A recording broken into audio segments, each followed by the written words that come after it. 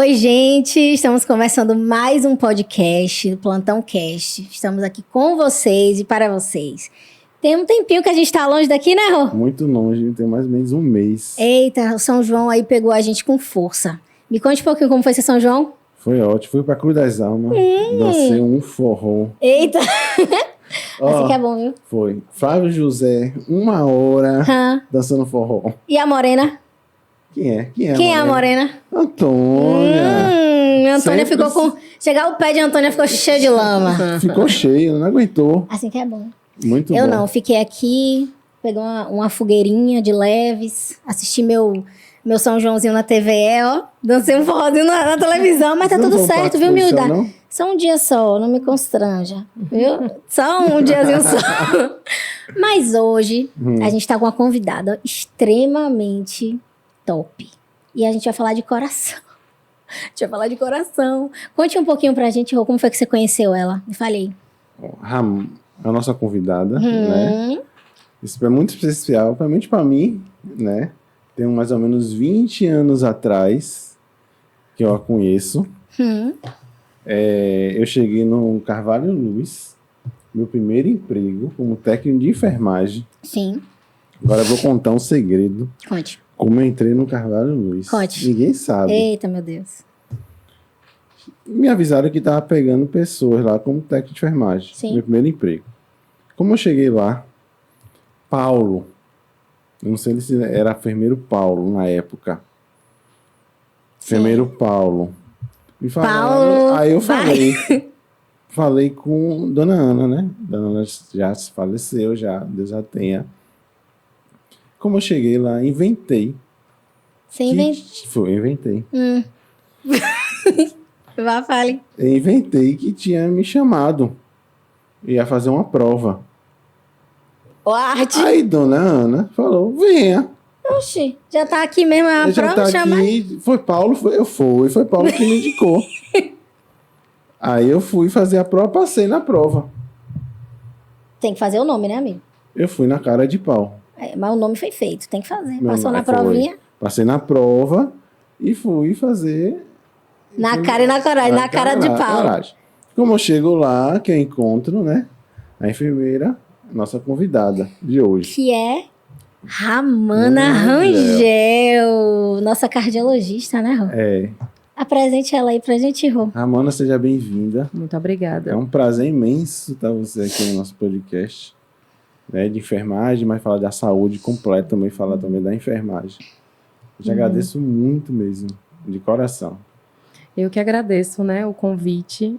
Tentamos há mais ou menos um mês atrás. Foi. Tentamos, né? Acabou não dando certo por questões mesmo de horário, né? Devido ao meu vínculo. Mas aí a gente buscou estar aqui hoje, Que bom. na correria, lutando para chegar e chegamos. Mas a vida da enfermagem é isso, né? E muito Tem que ser feliz na por estar aqui, para a gente poder compartilhar, trocar experiências, bater esse papo mesmo, assim, com vocês.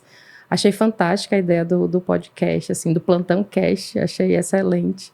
Então, é algo que traz uma visibilidade para a saúde, para a enfermagem, né? Em um lugar que a gente pode trocar experiências mesmo, assim. E é isso. E também, Ramona, mostrar que a enfermagem pode fazer tudo o que eles quiserem. Tudo, exatamente, né? Traz essa visibilidade para a gente mesmo, nesse sentido de que a gente é capaz de estar em diversas áreas, né? Com certeza. Não necessariamente na assistência ou com a mão na massa ou sendo apenas tecnicista nas nossas funções. E sim temos a possibilidade de estar atuando em diversas áreas, né? Isso é trazer poder, né? Reforçar o nosso empoderamento enquanto categoria profissional mesmo, assim. Estou muito feliz. Muito Agradeço. obrigada. Agradeço. Fiquei surpresa com esse depoimento de Rodrigo agora. Rodrigo. Para entrar no Carvalho Luz, eu não sabia que você tinha né? feito isso. Você foi traquino demais. Foi. Cara de pau. Cara de pau. Mas deu certo. Dona Ana, como o Rodrigo falou, assim, Dona Ana era uma enfermeira excepcional, de um coração enorme, assim, uma pessoa de muita luz, né? E muito acolhedora. Então, eu acho que mesmo que Rodrigo chegasse lá e dissesse assim, eu soube que está tendo seleção e eu quero uma oportunidade, ela permitiria que ele fizesse a seleção, porque o Carvalho Luiz é um hospital que ainda funciona, né? E é um hospital que é escola e é o primeiro emprego de muitos que estão aí hoje no mercado. Então, eu trabalhei no Carvalho Luiz há muitos anos atrás, né? Acho que 2007, 2008, e me ensinou muita coisa, né? Muita coisa. E Dona Ana foi uma pessoa que me ensinou muito. Dona Ana e Dona Consuelo, que era uma enfermeira, também eram enfermeiras mais velhas e tinham essa capacidade de transmitir o conhecimento, né, para quem estava chegando, né, no mercado. E isso falta um pouco hoje em dia, né? Assim, apesar da gente ter hospitais que são hospitais escolas, a gente ainda sente a dificuldade de ter a oportunidade do primeiro emprego, né? Então, Carvalho Luiz foi essa escola para muitos. Já abriu as portas para você. Para técnicos de enfermagem, para enfermeiros, para técnicos que depois se tornaram enfermeiros, né? Então, assim, Dona Ana tem esse Dona Ana e Dona Consuelo, né? Apesar de Dona Consuelo era uma dupla. Dona Ana era mais amorosa, acolhedora. Dona Consuelo era mais rígida, mas ainda assim, né? Muito acolhedora. São também. Dois tipos de liderança. E se completavam, né? Nessas duas personalidades e que ensinaram muitos mesmo, assim. E Sara foi minha colega de faculdade, minha comadre, né? Ela é madrinha do meu filho caçula. É uma pessoa também extremamente importante nas nossas vidas. E aí trabalhávamos juntas, né? E trabalhamos com o Rodrigo lá no Carvalho. CAPS. Depois tivemos a oportunidade de trabalhar no CAPS. Ai, que massa! Eu trabalhei 4 anos apenas no CAPS. Aí eu acabei saindo do CAPS para ficar só no Hospital Ana Nery, onde eu atuo como enfermeira cardiointensivista, né? Hoje. Mas tivemos a oportunidade também de aprender muito no CAPS AD, né? Era uma realidade completamente diferente. Você trabalhar com saúde mental, né? Álcool e outras drogas. Que era com psiquiatria e com álcool e outras drogas. Totalmente diferente, né? Com crianças e adolescentes. Então, assim, era um universo completamente diferente, né? Mas nós fomos qualificados, né? Nós tivemos uma equipe muito boa de implantação do serviço, que também pegou a gente pela mão e nos qualificou, nos orientou, nos conduziu. E o CAPS funciona ainda hoje. Eu acho que tem alguns personagens ainda dos primórdios lá remanescentes, mas não todos. Mas era uma equipe muito boa. E também foi outra experiência bem bacana. É bom porque ao longo da carreira, né, vai crescendo e desenvolvendo, desenvolvendo. Sim. Mas eu quero saber um pouquinho de você. Me conte. Me fale um pouquinho sobre a enfermeira Ramana e mãe, que a gente sabe que você é. Caramba, primeiro ser enfermeiro, né? A enfermagem, para mim, ela, em algum momento da minha adolescência ali, ela foi a minha primeira escolha. Eu, aos 15 anos, eu perdi meu pai. Meu pai faleceu de leucemia em 2000. Que era, na época, uma doença muito ainda não acompanhada, não diagnosticada. Na verdade, era diagnosticada, mas não se falava muito de tratamento, né? Então, e aí foi um momento que eu tive a oportunidade de conhecer o trabalho da enfermagem. Sim. Então, o trabalho do cuidado, o trabalho do beira-leito, o trabalho do acompanhamento, da dedicação, e aquilo ali me encantou em algum momento, assim, tocou. Eu falei, caramba, eu acho que isso aqui é minha praia, assim. Eu sou do interior e a minha família tinha, né, farmácia no interior. Então, eu cresci dentro de uma farmácia. Então, assim, eu cresci vendo o meu avô e o meu pai e a minha mãe cuidando de pessoas, né, de alguma forma. Então, a área da saúde sempre foi, para mim, aquela coisa assim, é possível, é o que eu quero, eu não consigo pensar em outra coisa. É palpável e viável. Isso. Então, aí veio, quando meu pai adoeceu, eu vi esse acompanhamento da enfermagem, né? E aquilo me chamava atenção, aquele cuidado, aquele estar perto, proporcionar prescrição de cuidado e não só prescrição medicamentosa, Sim. Né? Então, aquilo ali me chamava atenção. E aí depois veio a medicina, que aí tocou assim, aí minha mãe ficava assim, não, é para ser médica, né? Não é para ser enfermeira. Aí eu falei, caramba, não sei. Aí foi chegando, né? Eu saí do do ensino médio, eu saí muito novinha do ensino médio. Eu saí do ensino médio com 16 anos. Então, você termina o ensino médio com 16 anos e você Querendo tem que... saber o que é a vida. E você tem que escolher uma profissão. É. Né? Porque, assim, meu pai já era falecido, então minha mãe dizia assim, não, tem que sair do colégio para a faculdade. E aí, eu fui fazer medicina. Foi meu primeiro vestibular, foi para medicina. E aí, eu passei na primeira etapa, na UFBA, não passei na segunda. Aí, eu fiquei 1 ano fazendo cursinho. Sim. Aí foi quando eu fiz o segundo vestibular, eu escolhi medicina em determinadas faculdades e enfermagem, né, na Universidade Católica, que é por onde eu me formei. E aí eu passei. Quando eu passei, aí minha mãe fez assim, já estava ali com 17 para fazer 18 anos, aí minha mãe fez, não, vai fazer 18 anos, tem que estudar, não é? Não vai fazer 18 anos, como é que vai fazer? Fazer 18 anos e ficar em casa sem fazer nada? Não, vai estudar. Aí eu fui fazer enfermagem. Porque eu tinha passado no vestibular de enfermagem. E, em paralelo a isso, eu ficava fazendo enfermagem e estudando para continuar fazendo medicina. Quando foi no segundo semestre ali de enfermagem, eu cheguei para minha mãe e falei, cara, não, é isso aqui. Não tem outra opção. Continuar estudando para fazer medicina não dá, porque ou eu me dedico a isso, ou eu não vou conseguir.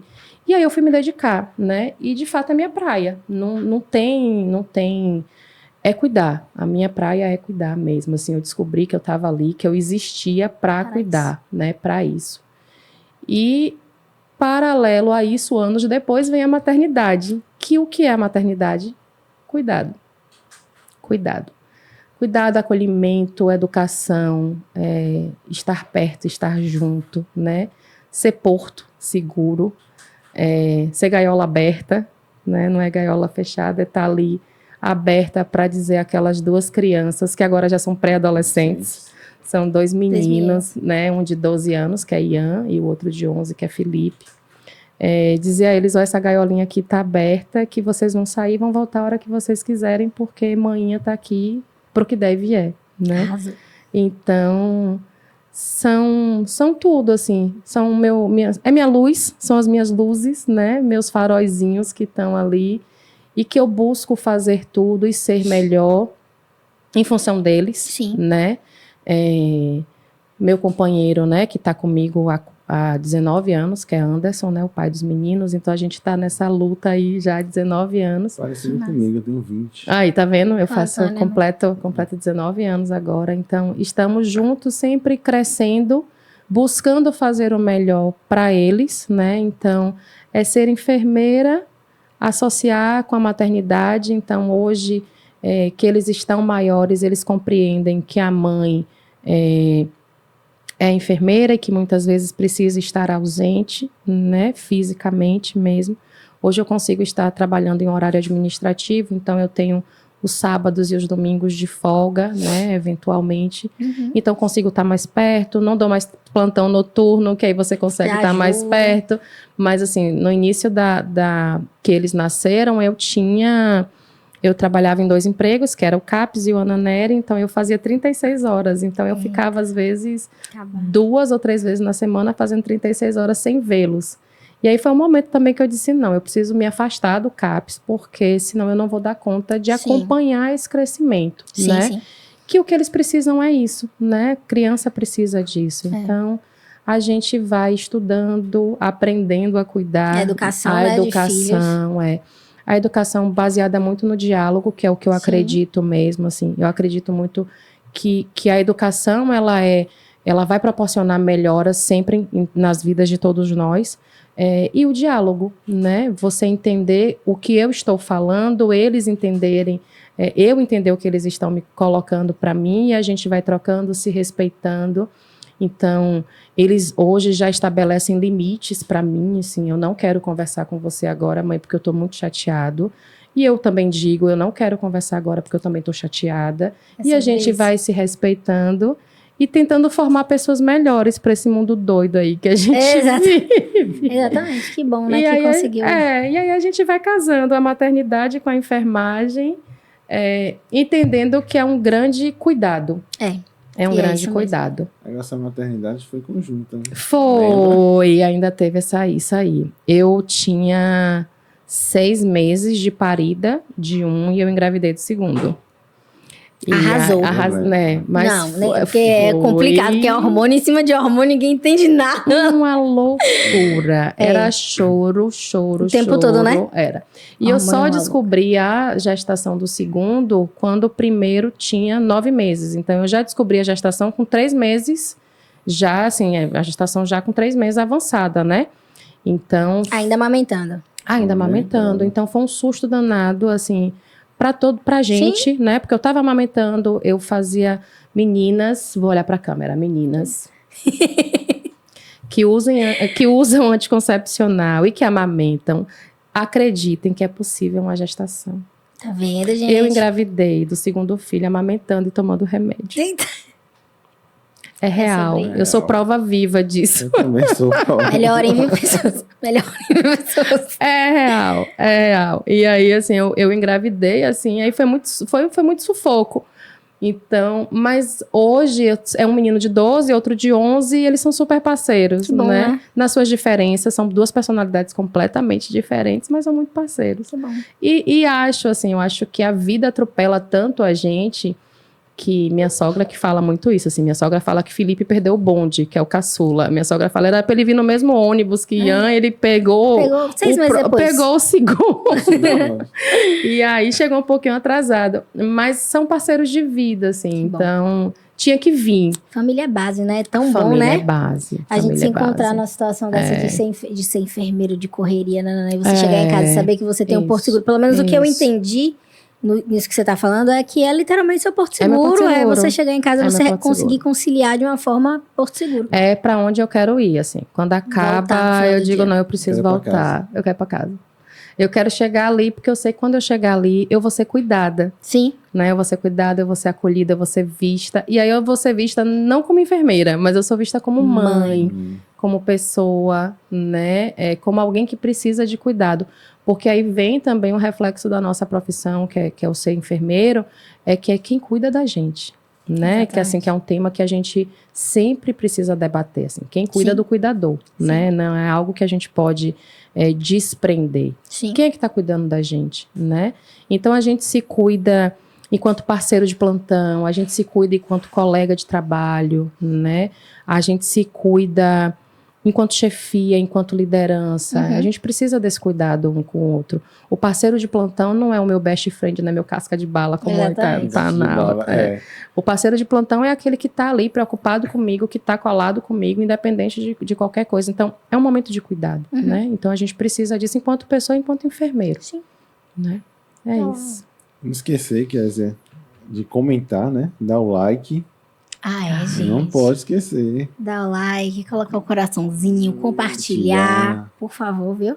Ajuda aí. A gente precisa da ajuda de vocês para espalhar cada vez mais nosso podcast. Ramana. Me conte. Me pergunte, me conte não, me pergunte. Como surgiu a ideia de ser especialista em cardiologia? Foi também dessa história com meu pai, né? Era uma certeza, independente se fosse a medicina ou se fosse a enfermagem, ia ser com especialização em cardiologia.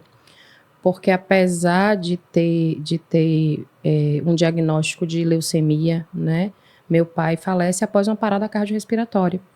Então, era uma coisa que para mim, na adolescência, era intrigante, né?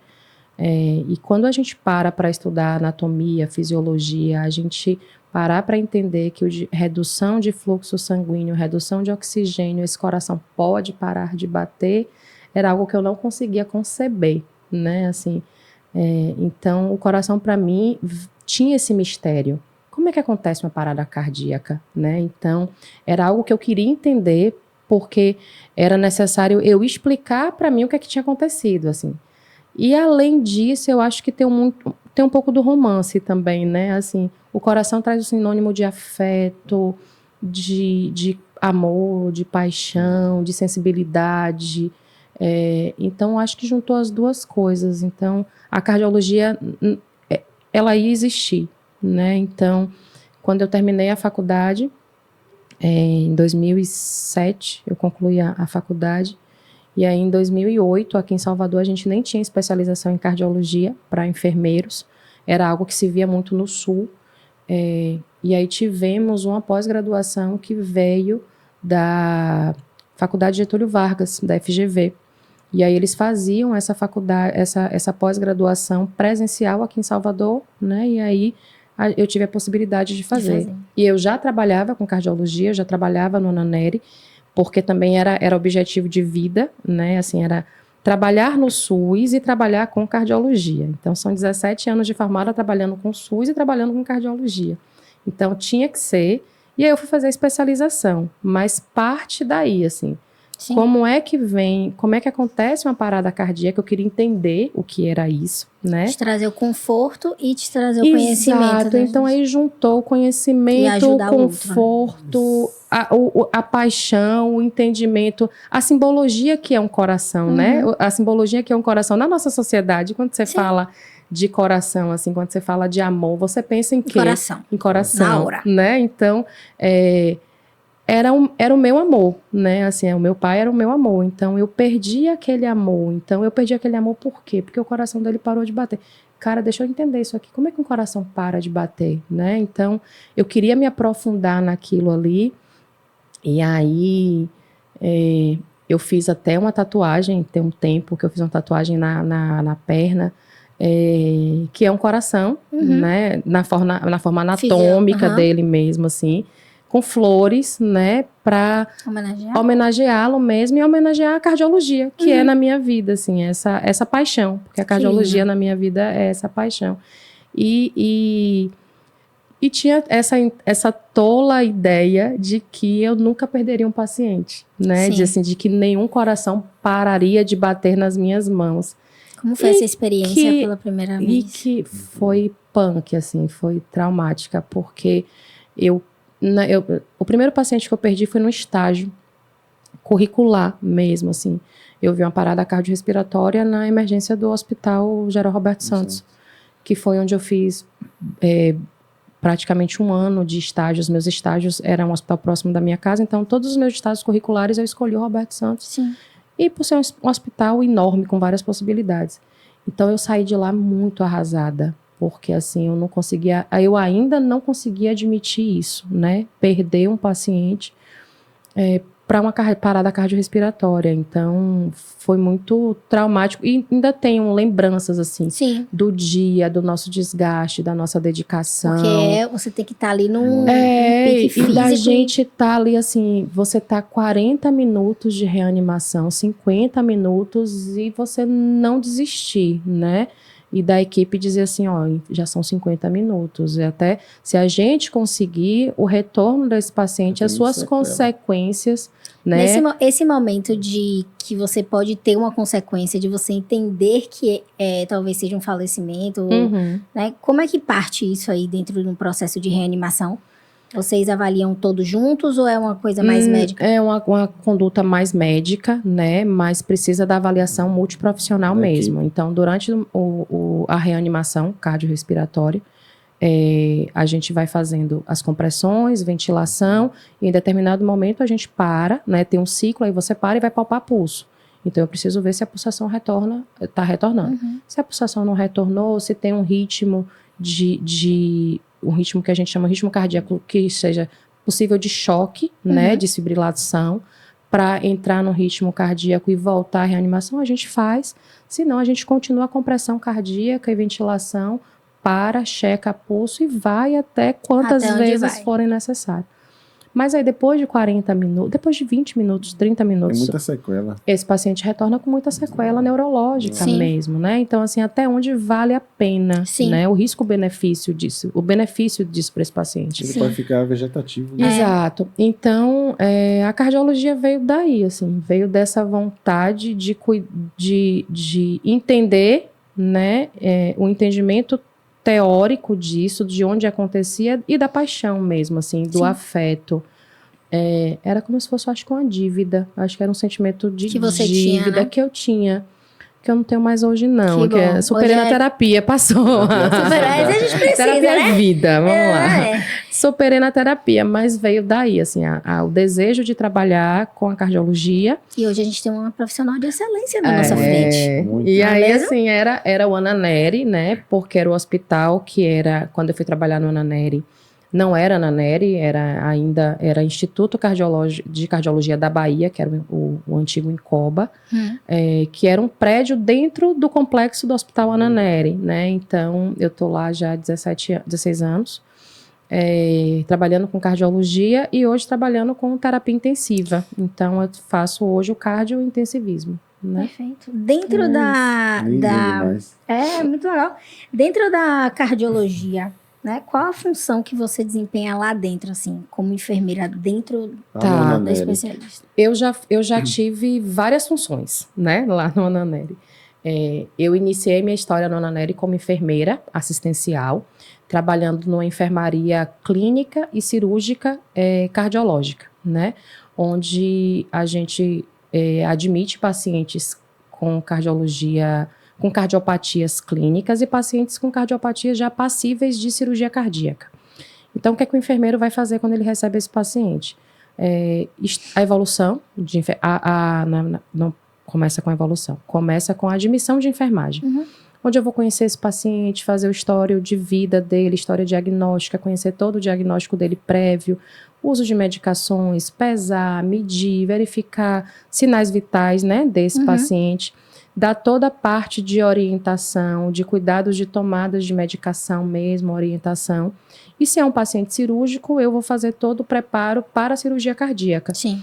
Com orientação, qual é o tipo de cirurgia que ele vai fazer, o que é que acontece durante a cirurgia, dentro do meu conhecimento técnico, claro, e o retorno dele para a enfermaria, né? Então, assim, inicialmente era esse o meu trabalho. Depois de 6 anos atuando, né, com assistência, que era muito, bem resumidamente isso, eu fui convidada a fazer a parte de coordenação de enfermagem da equipe, né? Eram 2 enfermarias e depois a gente evoluiu para 3 enfermarias com 80 leitos de pacientes cardiopatas lá no Hospital Ananeri. Então, aí eu fui fazer a coordenação, a liderança dessa equipe de enfermagem.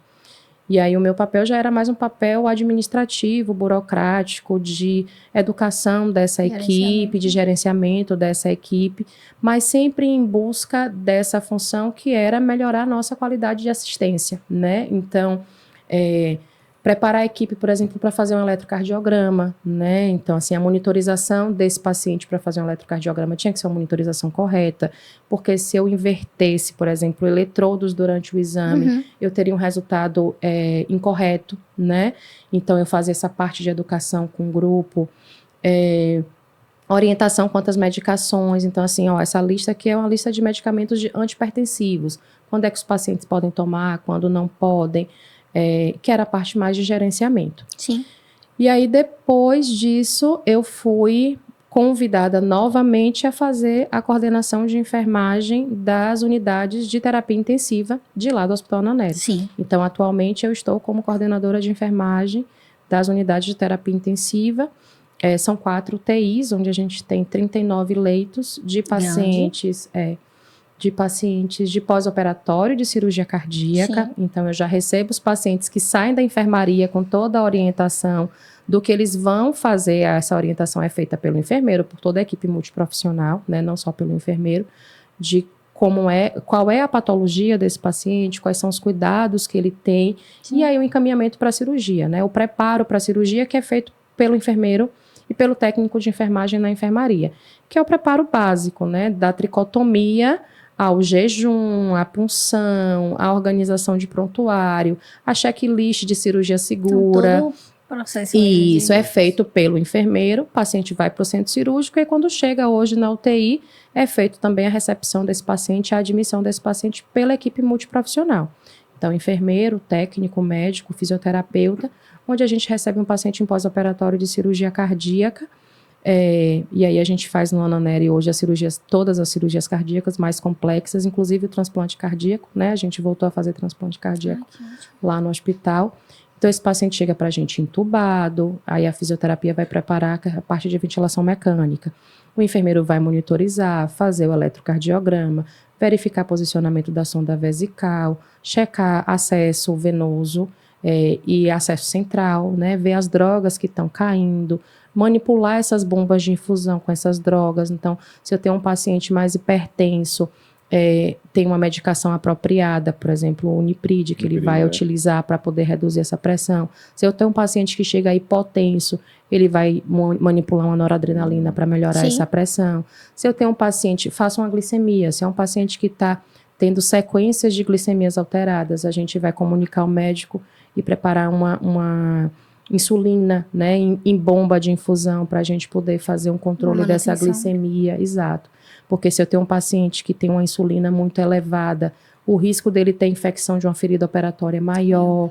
Então, tudo isso é feito e avaliado e acompanhado por esse enfermeiro da terapia intensiva. É incrível, né? Essa parte de gerenciamento mesmo, parte de responsabilidade. Exato. Quanto o enfermeiro que a gente tem que ter. Exato. Né? Porque, querendo ou não, o médico tá ali. Mas o gerenciamento de forma geral, da unidade é enfermeiro. que joga aqui, ó. É nosso. Tá aqui, porque uma bomba que tá descendo um fluxo de medicação errada. Ou, então, assim, eu não sei nem explicar. É uma carga grande que a gente precisa ter extremamente autocontrole. E principalmente nessa parte, né, que a gente tem que... Uma parada cardíaca numa situação dessa, né? Então, a gente precisa estar atento, assim, eu digo sempre, o ambiente da terapia intensiva, né, que hoje eu estou mais próximo, é um ambiente que favorece a gente no sentido de você ter toda a tecnologia dura a seu favor, né? Então, você tem monitorização ali 24 horas, onde você vai olhar para aqueles monitores e eles estão te sinalizando os parâmetros todos daquele paciente.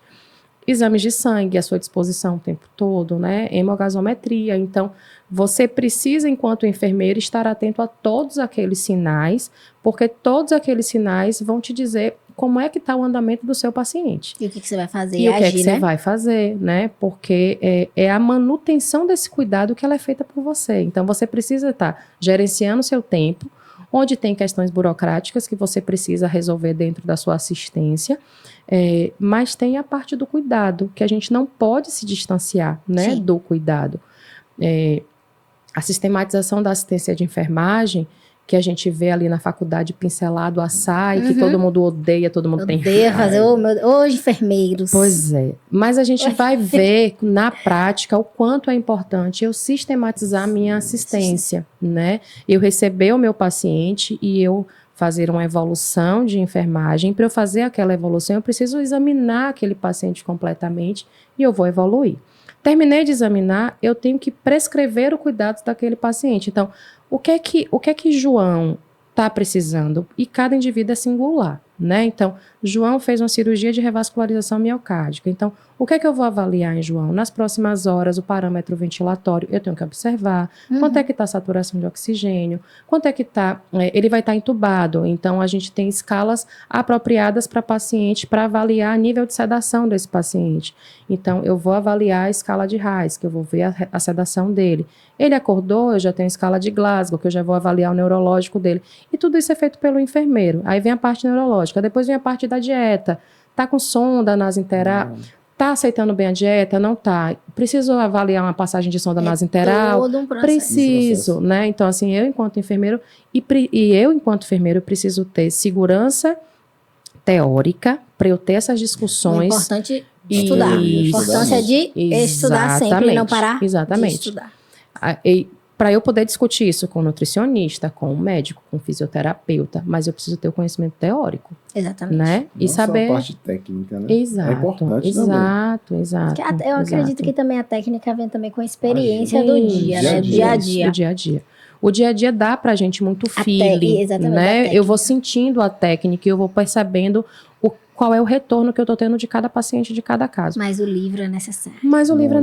Extremamente necessário. O livro é necessário. Assim, eu preciso parar, eu preciso estudar, eu preciso entender para que eu consiga discutir isso. Porque a unidade intensiva, cada dia é uma coisa nova. Exato. A área da saúde, né? A saúde, ela é muito mutável. Então, assim, decisões que são tomadas hoje por um grupo extenso de profissionais, amanhã já pode aparecer uma decisão nova, né? E aí, para isso, vem que a gente chama de guidelines, né? Que são estudos feitos, baseados em evidência, para poder discutir condutas de todas as patologias, né? Da embasamento para que profissionais de todas as especialidades conduzam a sua assistência baseado no que foi feito mesmo em evidências, né? Diretrizes profissionais, tudo isso. Pronto. Qual a importância da prevenção de doenças cardiológicas hoje no Brasil? Assim, você... Tá. Qual é a dica que você pode também dar, orientar as pessoas? Sim. As doenças cardiovasculares, elas são, na nossa população, né, a gente tem um grande número de pessoas com doenças cardiovasculares e é um grande número de pessoas que morrem, inclusive, por doenças cardiovasculares. A gente tem um número elevado no nosso país. Então, a prevenção, ela vem de diversas formas. Ela pode vir da atenção básica, né, ali do PSF, que começa ali, onde eu preciso orientar a minha população quanto o uso de antihipertensivo, quanto o cuidado alimentar, quanto a necessidade de uma atividade física, né? Pode começar dali. A gente tem uma atenção básica muito precária, infelizmente, no nosso país, mas precisa desse suporte. Sim. A gente pode fazer educação em saúde, não necessariamente nas unidades básicas ou não necessariamente nos hospitais, mas a gente pode ter, por exemplo, eventos de escola, que a gente pode trabalhar com as nossas crianças, né? A gente tem visto crianças, por exemplo, mais obesas, e aí a obesidade é algo que pode trazer risco cardiovascular. E aí, por que as crianças estão mais... se observar, né? Por que as crianças estão mais obesas? Porque as crianças estão mais sentadinhas em telas, preocupadas em jogar videogame. Celular. Então, assim, são atenções que a gente precisa ter para todos os níveis de população, né? Para a criança, para o adolescente, para o adulto e para o idoso, né? E aí a gente precisa falar de aquele paciente que já está com a doença avançada, eu preciso ter o cuidado de checar a administração desse medicamento, se esse paciente está usando a medicação da forma correta, como é que está a alimentação desse paciente, se esse paciente consegue fazer alguma atividade física. Isso eu já estou falando do paciente doente, né? Eu tinha que falar da prevenção. Na verdade, a forma da gente prevenir, né, as doenças cardiovasculares, a melhor forma é evitar o tabagismo, né? E a gente precisa conscientizar a nossa população sobre isso. O tabagismo é um fator muito importante para doenças cardiovasculares. E no nosso país tem níveis enormes. Exatamente, né? O tabagismo, o consumo de carboidratos e gorduras saturadas, né? Então, são as frituras. A gente precisa... Já sai do plantão já com vontade. A gente já sai do plantão querendo comer hambúrguer, coxinha, né? Então, a gente precisa ter o cuidado com a nossa alimentação, né? Uma forma de prevenir. Então, o tabagismo, a prevenção, o uso de bebida alcoólica, né? Então, o uso de bebida alcoólica também, a gente precisa ter um cuidado, um controle. Uso de substâncias psicoativas, né? Tudo isso são formas da gente prevenir problemas cardiovasculares. Tem situações que são genéticas, né? Você tem, às vezes, uma família que já é extremamente hipertensa. Então, você nasce de uma família hipertensa e diabético. Então, você, sabendo disso, que você já tem essa predisposição, o que é que eu tenho que ter?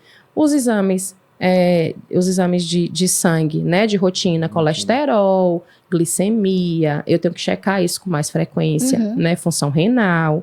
Eu preciso acompanhar isso com mais frequência. Eu preciso ter cuidado com minha alimentação. Eu preciso fazer uma atividade física. Eu tenho que ter cuidado com o meu consumo de bebida alcoólica. Eu tenho preferencialmente não fumar, né? Então, assim, são prevenções que são básicas para várias doenças e que a gente precisa fazer isso rotineiramente. Isso precisa estar na nossa vida, porque se isso não entrar na nossa rotina, a gente não faz. A gente não faz. Igual exercício físico. Igual exercício físico, é fácil? Né? Não, vai ter que fazer. Falo, assim, eu oriento os meus pacientes, mas todas as vezes que a gente fala e orienta para os pacientes, a gente também precisa ouvir, né? Porque assim, na nossa rotina, quando é que eu paro para fazer uma atividade física? A gente não para, né? Então, na nossa rotina, quando é que eu consigo me alimentar corretamente? Que dia da semana eu consigo me alimentar corretamente? Que são coisas que a gente precisa parar para pensar mesmo, assim. Eu vou pro plantão, eu vou tentar organizar a minha dieta ali do plantão, mas nem sempre a gente consegue. E aí a gente vai falar de uma população que é carente, de uma população que é pobre. muito pobre. Então, como é que eu oriento uma dieta saudável para essa população? Complicado. Né? Então, aí eu preciso também ver o que é possível, né? E o Sim. que é o ideal e o que é o que é o possível. possível. Então, para isso, eu preciso conhecer o meu paciente. Né? Tem Então, gente assim, que tem muito dinheiro, tem gente que não tem. como é tua história de vida, né? Como é tua história de vida? Como é tua condição social? O que é que você costuma comer? Então, vamos lá. Ó, dentro da minha comida, eu só consigo fazer feijão e a carne que eu consigo é a carne seca, a carne de charque. Uhum. Então, vamos pegar essa carne de charque e vamos tirar ela daqui dessa dieta. Vamos comer o feijão só bem temperadinho, com alho, cebola. Ah, mas aí não tem graça. Né? Então a gente vai fazer o que com essa carne de charque? Vamos botar ela de molho ali 24 horas pra gente tirar o máximo de sal que tem possível, né? É o que a gente tenta fazer, porque assim, não adianta também eu me iludir achando que seu João, que come carne de charque todo dia, vai deixar de comer. Ele não vai. Mas Não eu preciso ver o que é melhor. Aí vem a redução de danos, né? O que é que eu vou fazer para reduzir os danos desse paciente? E prevenir mesmo, assim. A partir do momento que ele já está fazendo uso de medicação, aí não tem jeito. Aí eu preciso organizar essa tomada de remédio, deixar ele orientado quanto a horários, quanto à necessidade de eu fazer uso regular dessa medicação. Sim. E a importância de cada medicação dessa. Porque os pacientes, se eles não entenderem isso, eles não vão fazer uso. Não faz. E é complicado mesmo. Ramona, quais são os cuidados que tem que ter da angioplastia, da Pós-angioplastia? Tá. A angioplastia, ela é um procedimento percutâneo, né, que ela é indicado para a gente fazer em pacientes que têm uma obstrução das artérias coronarianas, né, a angioplastia coronariana. O que é essa obstrução? A gente tem o vaso sanguíneo e aí esse vaso ele é obstruído por placas, né, e essas placas, quando eu venho fazer angioplastia, eu preciso liberar o fluxo sanguíneo. Então, o que é que a gente faz pós o cuidado de enfermagem? Fez angioplastia, essa angioplastia ela é feita através da artéria, ou da artéria radial, ou da artéria braquial, artéria femoral. A artéria é um vaso que o fluxo sanguíneo é muito maior. Então, acabou o procedimento, a gente precisa ter compressão desse local. Então, a gente faz a compressão, o enfermeiro é que faz isso. Então, onde foi perfurado para passar o catéter, ele é comprimido por pelo menos 30 minutos inicialmente, e eu vou avaliando perfusão. Então, foi na artéria radial, eu comprimi, eu vou avaliando a perfusão desses dedos. Como é que está o fluxo? Sim. Porque a partir do momento que eu percebo que os dedos não estão perfundindo bem, estão começando a ficar roxinhos, aí eu já tenho que ter cuidado de fazer o quê? Folgar esse curativo. Porque se eu não folgar esse curativo, eu vou reduzir perfusão sanguínea nesse membro, e aí o risco de necrose desse membro é maior. Então, um primeiro cuidado é o curativo compressivo. Ter atenção nessa perfusão de extremidade para poder a gente estar folgando esse curativo, né, nas primeiras horas. Depois disso, orientar o nosso paciente. Se ele fez a angioplastia via artéria femoral, por exemplo, na instituição que eu trabalho hoje, ele vai para a unidade de terapia intensiva. Então, ele faz o uso da medicação corretamente dentro da unidade de terapia intensiva.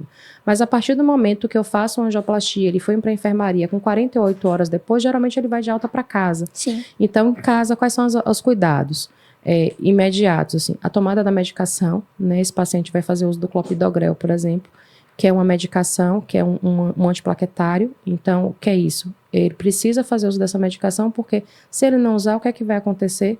O vaso vai fechar novamente.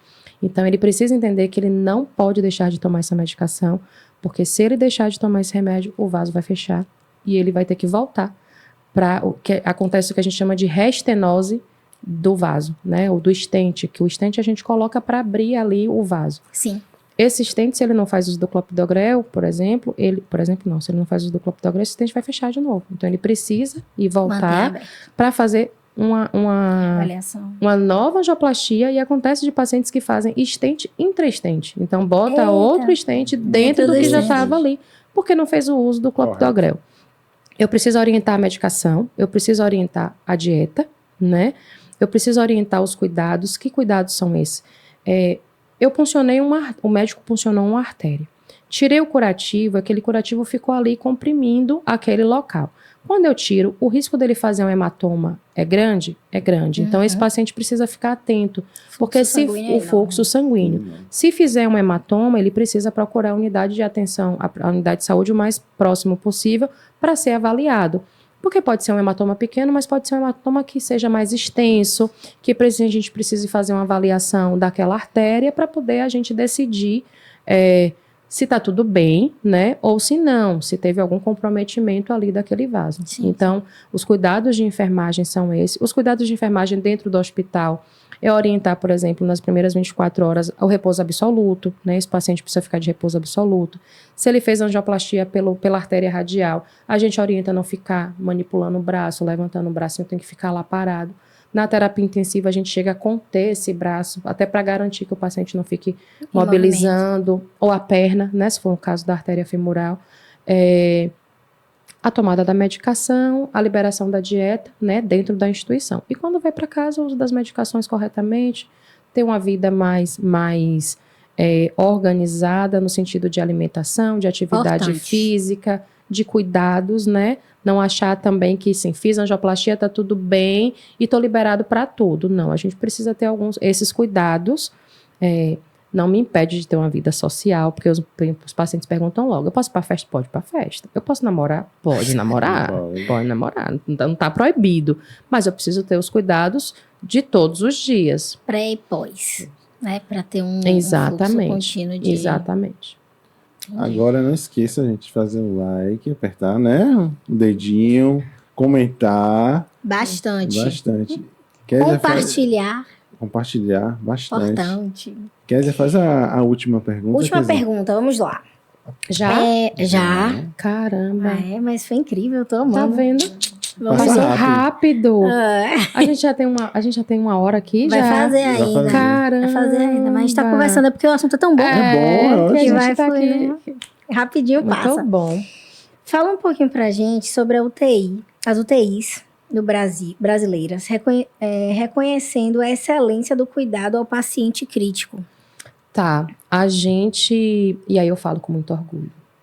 O Hospital Ananeri já é o 2º ano consecutivo que nós ganhamos o certificado de UTI Top Performer e Top Eficiente, dado pela Associação Médica Intensiva Brasileira, que é a AMIB, e pela EpiMed, que avalia a eficiência dessas UTIs. Então, estamos ali. Então, parabéns. Equipe.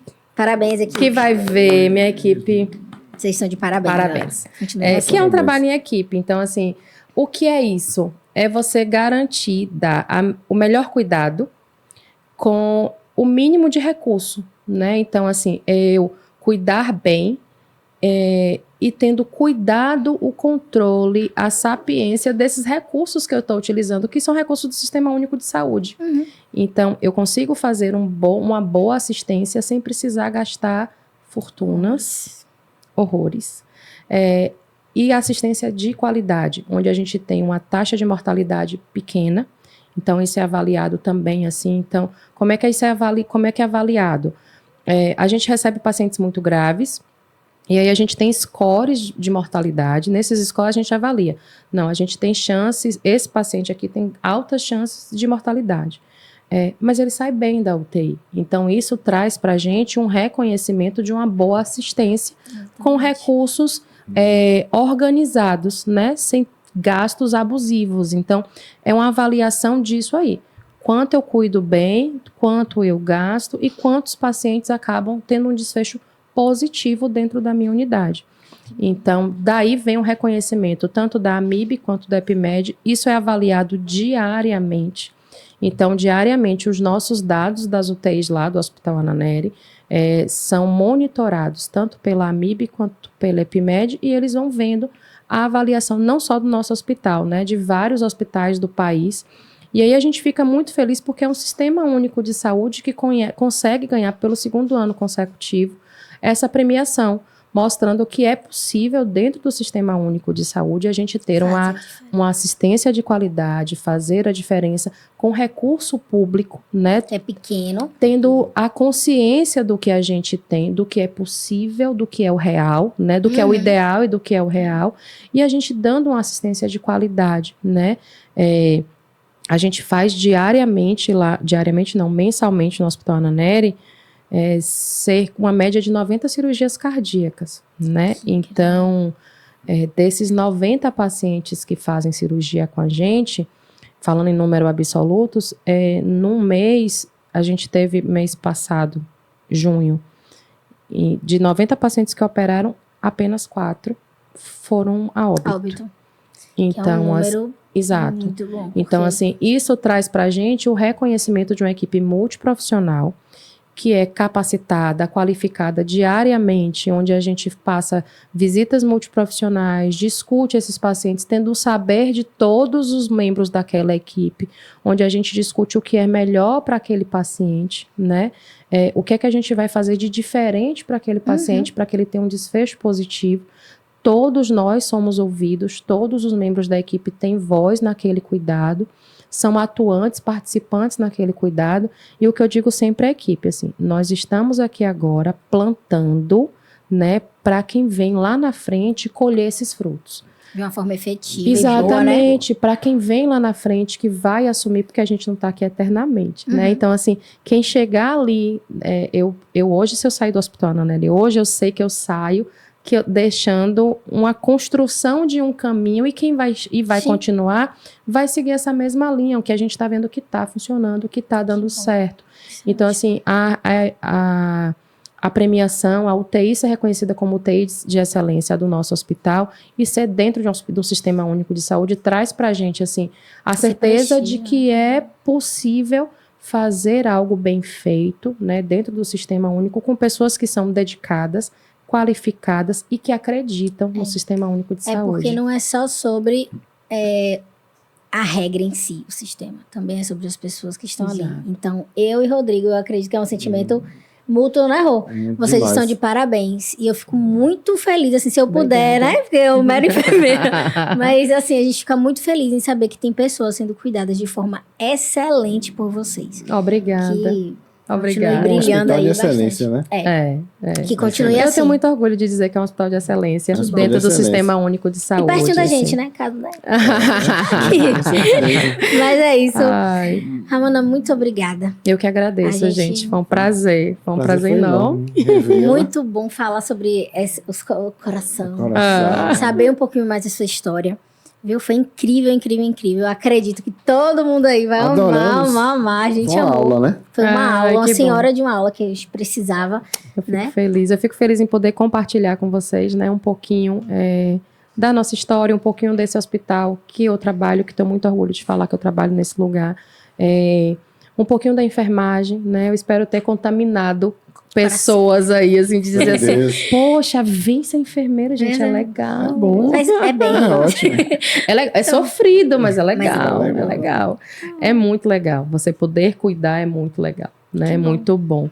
Eu agradeço, o convite, agradeço a responsabilidade de vocês, o cuidado de vocês.